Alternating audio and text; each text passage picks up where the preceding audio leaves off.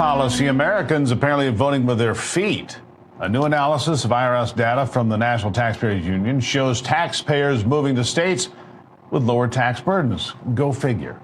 Florida gains a new taxpayer every 2 minutes, while California loses one every 90 seconds. The shift is boosting Florida's economy by more than $4 billion a year. Pretty important stuff. California lost over 180,000 residents in 2020, the first annual decline. Total losses now above 400,000, and there's no recovery in sight.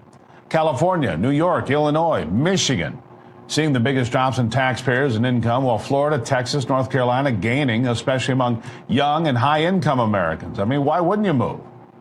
Here to discuss it, the National Taxpayers Union Executive Vice President, Brandon Arnold. You know, Brandon, it's pretty clear. The business I'd like to own today is a U-Haul business in New York City. I mean, that's going to be a place I'm going to cash in, but then in a year or two, I'm going to sell it and run. I mean, seriously, people are like, look, Tennessee, Florida, New Hampshire, I think there's 9 states that have no income tax at all. People are going to those states, aren't they? Absolutely. And it's not just the fact that they're going. We all know that there's this mass exodus from California, New York, New Jersey, the states that you mentioned. But it's the speed at which they're leaving. Less than 2 minutes. It only takes less than 2 minutes before somebody packs their bags and leaves California, and just over 2 minutes before somebody packs their bags and leaves New York. People are getting out of these cities, they're getting out of these states, and the reason is pretty clear when you look at the fact that they are moving to low tax, sometimes zero tax jurisdictions, as you noted, like Texas, like Florida, like the Carolinas. They're leaving for a reason, and it's because of bad government policies. Well, it sure is. You know, I live in Michigan. The annual budget there put it about $82 billion. Here's what I don't understand. The state of Georgia is pretty similar in size. They're $20 billion less. The state of Pennsylvania is larger. They're $30 billion less on their annual budget. So you have to imagine some of these states like Illinois, God only knows what they're spending money on. I don't know what they spend money on in Michigan. Our roads are terrible. The taxes are high.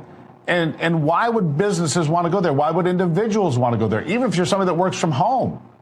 Yeah, go to Florida. The weather's nice. The taxes are low. I mean, it's a pretty easy sales pitch. Yeah, talking about the spending, I think, is really on point here, because you look at it at 2 other similarly sized states, New York and Florida, population-wise pretty close, budget-wise very, very different. Florida spends less than half on a per-person basis than New York does, less than half. And yet they are delivering good roads, good public parks, good schools. You know, they're delivering all of the things that people want to see in a state in terms of what the public is providing.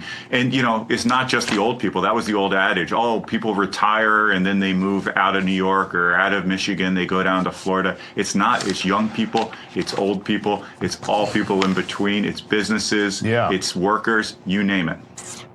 So President Trump this week, at least twice that I've heard him, touting the idea of no income tax. Now, he says it can't happen overnight because his vision of the future in America is no income tax. I like that. But here's the tax that really bothers me. And I see Ron DeSantis, speaking of tax-friendly states, is focused on eliminating property tax in the state of Florida. There's an initiative in Michigan, a voters initiative, to get it on the ballot for 26 to eliminate property tax. Because if you're an older person, we'll talk about the older people for a moment here.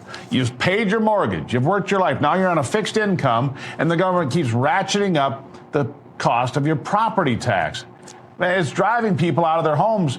That's not right. The government shouldn't be able to seize the home that you paid a mortgage on for 30 years, have spent your life in raising your kids, and then the government comes and takes your home and sells it at a fire sale. What about property taxes? I think it's a big subject going forward. You're absolutely right. That's kind of the double-edged sword of all of these people moving to states like Texas, Florida, the Carolinas, is that the property values there have increased dramatically. And as those property values go up, so too do property tax burdens. And that has really hurt a lot of people, especially as you mentioned, people who have lived in their house for many, many years, sometimes senior citizens that are on fixed budgets, all of a sudden are getting enormous property tax bills. That's not fair. There are certain ways to work work around that. Homestead tax exemptions and so forth, many jurisdictions have implemented. But at the end of the day, yeah, if you zero out property taxes, you can get around a lot of these problems. You know, whenever I go down to Florida, that's all people complain about: property taxes and traffic. That's right. They like to see the economic activity. They hate to see those tax bills go up, and they hate the fact that it takes them an extra 20 minutes to get across town now. Yeah. Nothing personal to my friends in Florida, but there are a lot of angry drivers. Brandon's right about that. A lot of angry people operating motor vehicles in Florida this day. When you talk about property taxes, inflation also plays a role in that, because your house, the price inflates, demand goes up, and the people that can't afford it because they don't get more income, they've got a fixed income, that's the real problem. Brandon, we'll talk about that more next time. Thank you for being here.